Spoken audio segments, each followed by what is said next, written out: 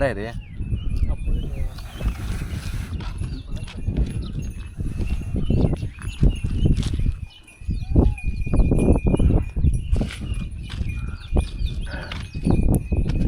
जाऊ दे मित्रांनो, वारं जास्त चाललंय म्हणून फुगे येण्यात आले, नाही तर भाऊनी एवढे फुगे काढले असते, विषय नाही. सगळ्यांची सोय झाली. वरती गेलतो मंदिरात फिरायला, त्यात आशीचे 2 वेळा फोन येऊन गेले. ती त्यात म्हणत होती, तुम्ही गाव फिरायला आलाय का माझ्या लग्नासाठी आलाय म्हणलं.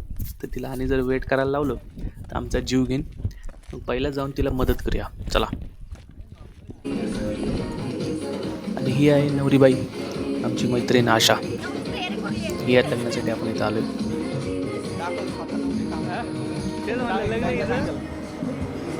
त्यात एवढी एक्साइटेड होती, डेकोरेशनमध्ये काही चूक नाही झाली पाहिजे म्हणून स्वतः खाली थांबून सगळं आमच्याकडून करून घेतले. एकदम प्रॉपर झालं पाहिजे सगळं.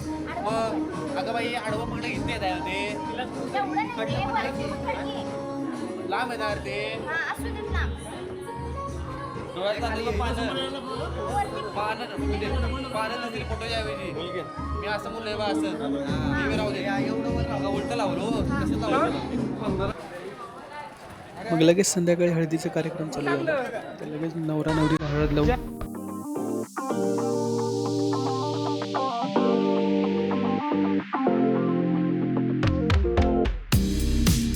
आता हळद लावून झाले म्हटल्यावर धिंगाणा तर घातलाच पाहिजे. लागलो राडा करायला, नाचायला.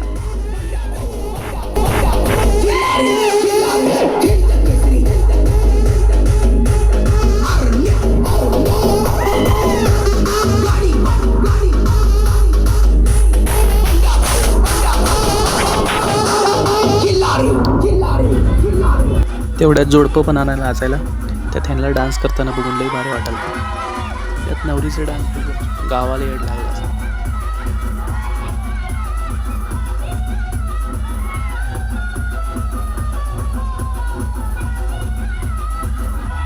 त्यात नाचता नाचता कधी रात्र झाली आपण डायरेक्ट आता लग्नात. The next day. एक व्हिडिओ काढा आपण लग्नातला लोक म्हणून. कुठे ये रे,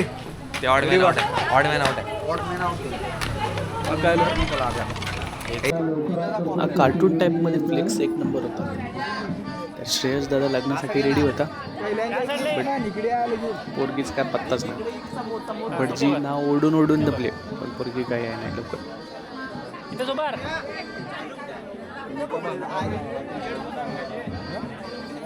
A few moments later. शेवटी इंतजार खतम हुआ आणि अशा तऱ्हेने नवरीने एकदम VIP एंट्री घेतलेली आहे.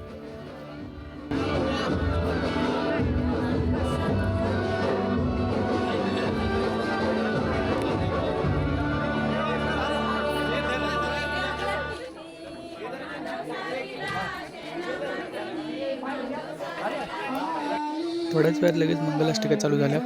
सगळे आपल्या मिशनवर लागले. सगळ्यात जास्त तांदूळ कोण फेकून मारते कोणाला.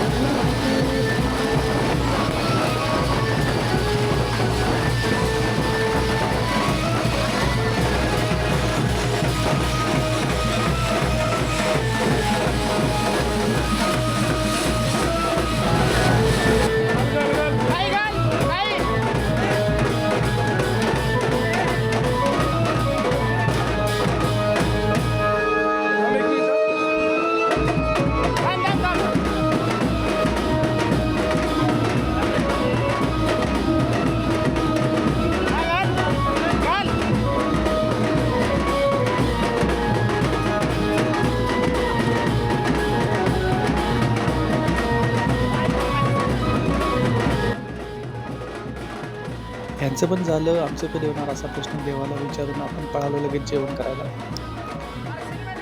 थोड्या वेळात नंतर लगेच नवरीला कॉंग्रॅच्युलेट केलं आणि फोटो काढून घेतला स्टेटस ठेवायला. त्यात एका मित्रानं आणली होती सुपर बाईक. घेतली सुपर बाईक, म्हटलं जरा गावात हवा करून येऊ आणि निघालो.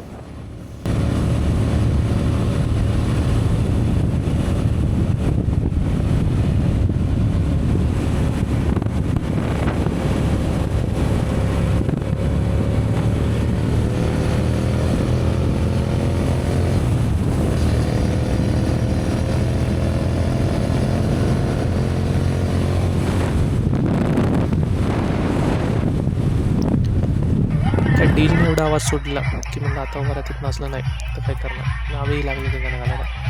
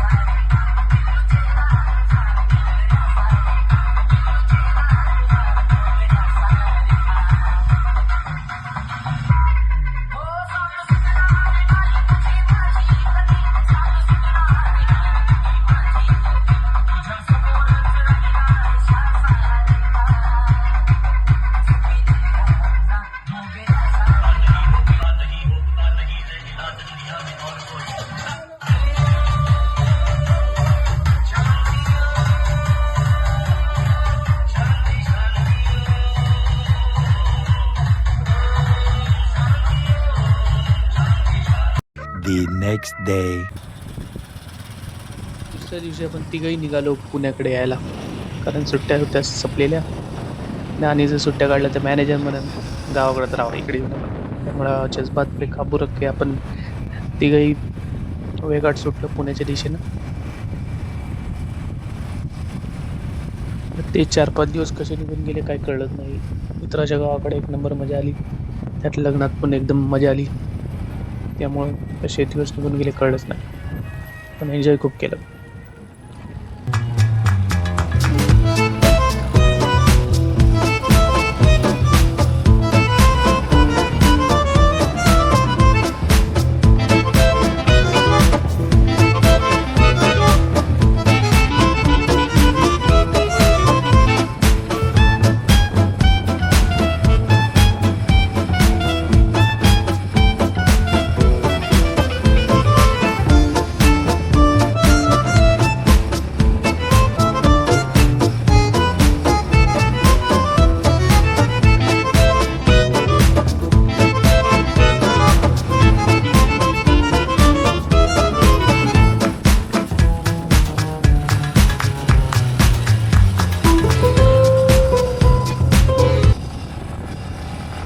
तर पुण्यात पोहोचोसपर्यंत रात्र झाली होती.